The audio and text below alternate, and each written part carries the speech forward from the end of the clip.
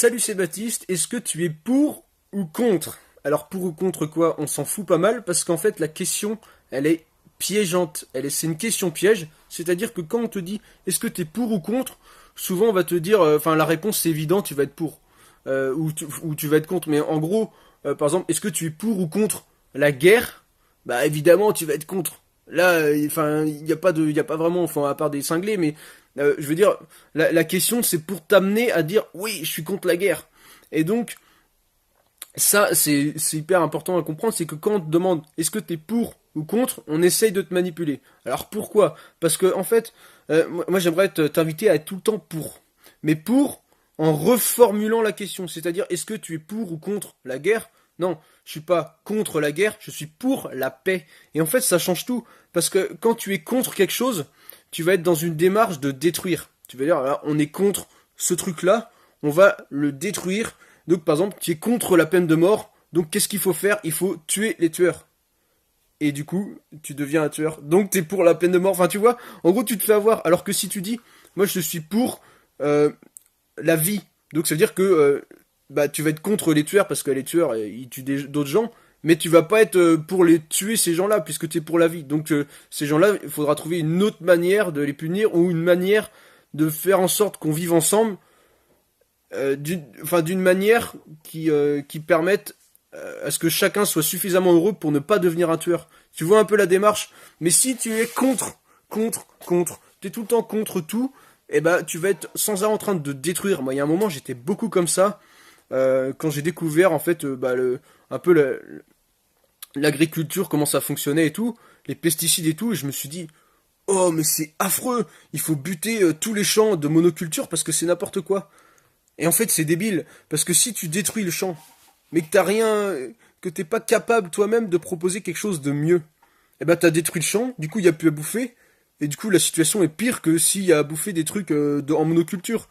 Donc la solution, est-ce que t'es pour ou contre la monoculture? Ben en fait, il faut pas se poser la question comme ça, il faut dire moi je suis pour la permaculture, ou je suis pour une, une agroécologie qui soit cohérente avec les systèmes de la nature. Enfin, tu vois, un truc comme ça. Mais pas dire je suis contre la monoculture, parce que sinon, ah, on est contre, on va faire quoi? On va détruire le champ. Et alors, il se passe quoi après? Il y a plus, enfin, il y a plus rien. Donc, c'est vraiment l'idée de construire quelque chose plutôt que de vouloir détruire. Alors, évidemment, forcément, des fois, t'as des trucs pour construire quelque chose, t'es obligé de détruire certaines choses. Mais faut pas que ça soit, enfin, faut que ça soit une conséquence. C'est-à-dire que pour construire, ah bah oui, t'as besoin de détruire. Mais c'est pas la volonté, c'est pas juste détruire. Je veux construire. Ah oui, donc là, faut que je détruise. Et c'est vraiment important de voir les choses de cette manière-là parce que en étant constructif, eh ben alors forcément ça attire moins les foules, hein. Quand tu dis moi je suis contre machin, là ça attire tout le monde, les gens vas-y moi je suis pour, vas-y moi je suis contre, et les gens se tapent dessus pour savoir qui est le plus pour ou qui est le plus contre.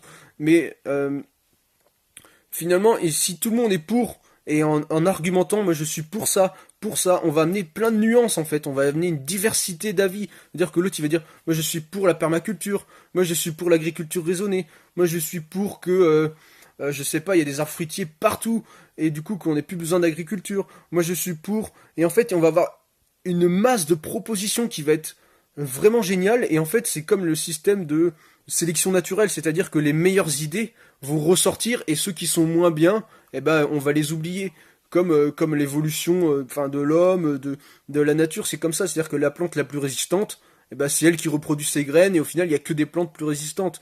Il y a un mec comme ça qui a réussi à faire pousser des tomates dans un terrain dans le sud, mais sans eau. Et en fait, il a sélectionné à chaque fois, donc au début il a planté des tomates, il n'avait pas d'eau pour arroser, et puis il pleut pas beaucoup là-bas. Et donc en gros, il plantait des tomates, il y en a quelques-unes qui ont commencé à germer, qui ont fait des trucs, il a récupéré les graines, et en fait, au fil des années, à force de récupérer à chaque fois les meilleures graines les plus résistantes, il a réussi à avoir des graines de tomates qui poussent sans eau dans le sol, quoi, qui poussent sans eau parce que elles ont été habituées comme ça et elles ont été sélectionnées au fil du temps. Et ça, c'est génial, je veux dire. S'il avait dit, bah moi je suis contre, je suis contre les tomates bah, qui poussent avec de l'eau, bah il aurait détruit les tomates avec de l'eau et il aurait jamais eu une tomate qui pousse sans eau. Donc, alors que si tout le monde essaye, il y en a forcément qui va y arriver. Et c'est vraiment ça. Et c'est pour ça que moi, je veux un maximum de gens qui participent, soit dans les commentaires, soit dans le monde actuel, dans le monde politique et tout. Et au lieu de dire, moi, je suis contre la politique, non. Moi, t'es pourquoi? Pourquoi? Quelle vision tu veux pour la manière dont on s'organise? Parce que on peut être contre les hommes politiques, ok. On enlève tous les hommes politiques, il se passe quoi? Bah, ça part en couille, tu vois, il y a plus personne pour... Parce que mine de rien, ils gèrent quand même des trucs. Donc, il faut pas dire, moi je suis contre les hommes politiques, il faut dire, moi je suis pour que on s'organise de telle manière. Et en fait, on aura chacun notre avis sur la question, et les meilleures idées vont être sélectionnées naturellement. Si on propose et si on met en place, alors ça c'est surtout important, moi je pense que je le fais pas assez, c'est de mettre en pratique. Je suis beaucoup dans la parole, tu vois, à expliquer des trucs, à réfléchir, je suis beaucoup comme ça. Et il y a beaucoup de choses que je mets pas assez en pratique, en application, mais c'est vraiment une étape hyper importante, c'est la mise en application de ce que tu veux, parce qu'en fait, si ton idée elle est vraiment bien, eh ben naturellement elle va remplacer les autres. Je veux dire, si tu viens, tu dis voilà, il y a le diesel en ce moment, c'est de la merde, il faut supprimer le diesel, et que tu proposes rien, bah c'est nul. Maintenant, si tu proposes et de l'électrique, et du biocarburant, et peut-être un nouveau carburant qui est moins cher ou qui pollue pas, et tu dis bah voilà, parmi tout ça, bah les gens ils vont se porter sur une solution, et, euh, et naturellement en fait la solution la meilleure, elle va prendre le dessus. Mais si t'es juste contre et que tu proposes rien à côté, bah il n'y a pas de solution qui émerge, tu vois. Ça encourage pas à être constructif, à être imaginatif, à être créatif, parce que finalement des manières de vivre, des manières de consommer, des manières de faire les choses, d'être heureux, tout ça, il y en a plein, plein, plein, il y en a autant que de personnes. Mais si on dit aux gens il faut être contre tel truc, bah ça avance jamais, tu vois. On est là en train de détruire. Alors après il y en a un autre qui s'impose naturellement.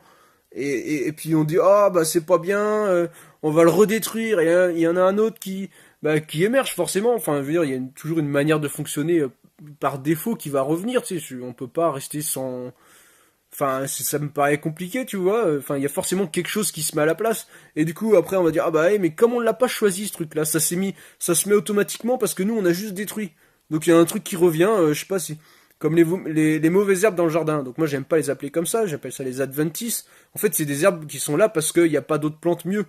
Donc si tu laisses ton sol comme ça sans plantes, bah évidemment tu vas avoir des herbes qui vont pousser et tu veux pas de cela. Bah oui, bah t'as qu'à en planter des plantes. Si t'avais plein de plantes qui prenaient toute la place, elles pousseraient pas les mauvaises herbes. Puisque la place serait déjà prise. Forcément si tu laisses ton sol comme ça, tout nu sans rien du tout dessus, bah il y a des trucs qui poussent, bah c'est normal quoi. Enfin, il va pas rester sans rien à part si t'es dans le désert. T'es dans le désert ou t'es sur la banquise, bon bah là, il y a rien qui va pousser. Mais si tu mets une terre normale, t'as qu'à faire l'essai chez toi, tu retournes un peu de terre, donc au début tu vas avoir rien.